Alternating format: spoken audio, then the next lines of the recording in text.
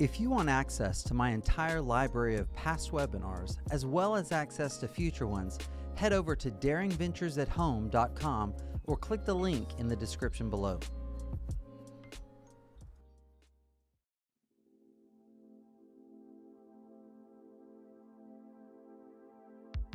What is attachment theory? So when I say attachment or attachment theory, what am I talking about? Well, attachment theory is a theory of human development. And we're going to stop right there.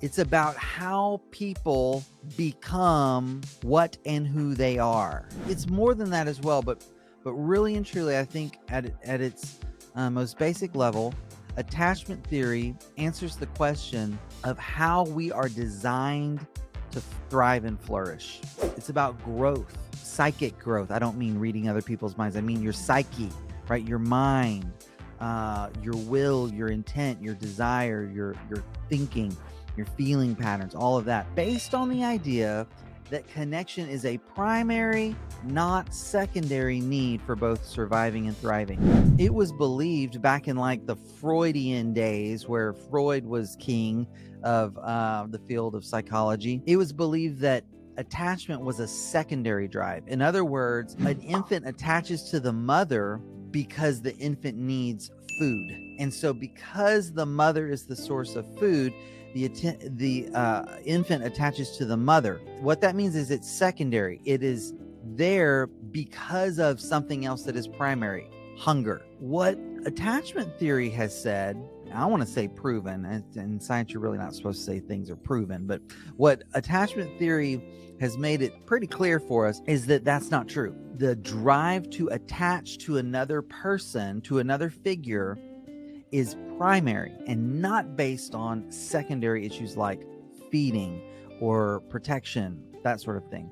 And there are a lot of studies that show this, but the one that's most famous is Harry Harlow and his rhesus monkeys, where there's a little baby monkey, and on one side of the monkey's cage is a soft, warm cloth mother monkey, and on the other side is a sterile metal wire monkey that has a food source.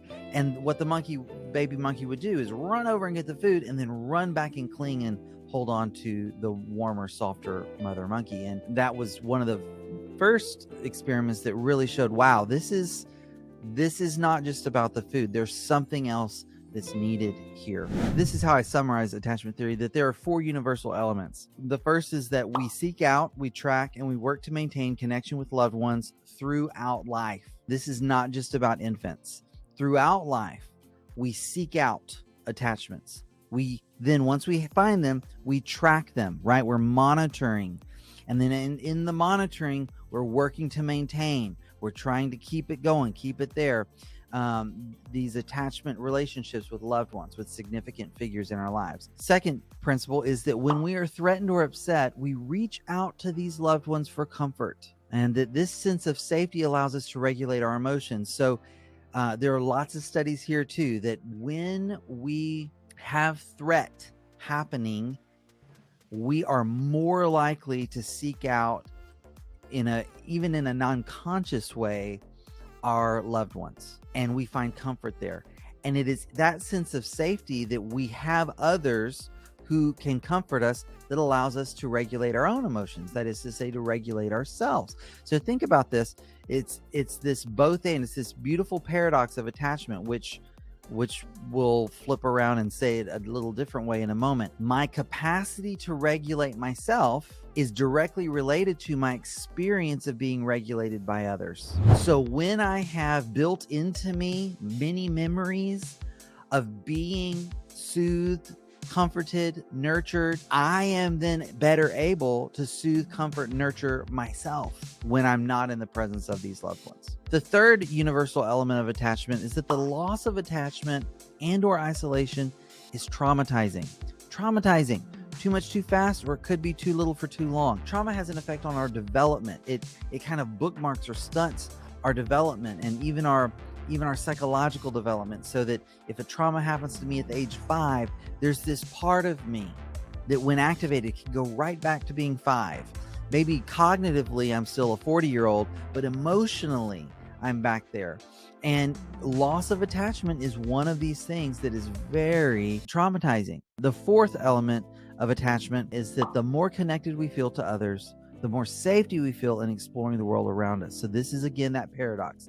The more securely attached I am, the more freedom I feel to sort of push boundaries and limits. And I don't mean like a boundary that your partner sets with you. I mean to go out to and explore the frontier. That's what I'm talking about. To go out and take good, healthy kinds of risk, to try new things and have adventures and all of that. Why? Because I have confidence that I can return to my person. When I believe there's a safe harbor to return to, I'm more likely to go sail the 7 seas. And so again, there's this paradox. Higher levels of safety lead to higher levels of exploration, higher levels of security and safety, higher levels of exploration. So the closer I feel and the more secure I feel in those close relationships, the more freedom I feel to depart and return, because I trust that the return can happen. How do we then actually develop secure attachment? How does it happen? Well, security is cultivated through a repeated pattern of rupture and repair. Rupture, repair, rupture, repair, rupture, repair. So without ruptures, we experience enmeshment, where there's no differentiation, no appreciation, no distinction of where I end and you begin, or where you end and I begin. So without ruptures, enmeshment. Without repairs, if there have been ruptures but there are no repairs, we experience isolation. And those experiences, either enmeshment or isolation, lead to either what's called a preoccupied attachment style, preoccupation in attachment, or dismissiveness in attachment. Preoccupation means I'm preoccupied with the relationship because I'm afraid of it going away. Clinginess plus anxiety of abandonment is preoccupation. Okay, come closer. Where are you going? What's wrong? What are you thinking? What are you doing? Right? I want to be really close, but even in the closeness, I'm still anxious of losing the relationship, that you might go somewhere, that sort of thing, right? Or dismissiveness is the flip side of that. I'm not looking for closeness, and I appear indifferent about whether I lose the relationship. I appear indifferent, okay? Dismissive, like, so you're threatening to leave? Okay, whatever, go. It is through rupture and repair, the consistency of repair after rupture. That is what leads to confidence in repair after rupture. Consistency of repair after rupture leads to confidence in repair after rupture. And this reduces the perceived threat of a rupture itself. So a rupture itself doesn't become something I need to freak out about, because I have confidence that when there's a rupture, there will be a repair. So for example, let's say I've got a baby. I do have a baby. She is 21 months old today, actually. With my baby, it is conceivable that my wife and I, difficult though it might be, we could set up her life so that one of us is always there, so that she never experiences a single rupture from the both of us at once. So we could set it up so that, like, we sleep on a pallet on the floor just outside of her crib, so she could reach down and touch us at night if she wanted to, right?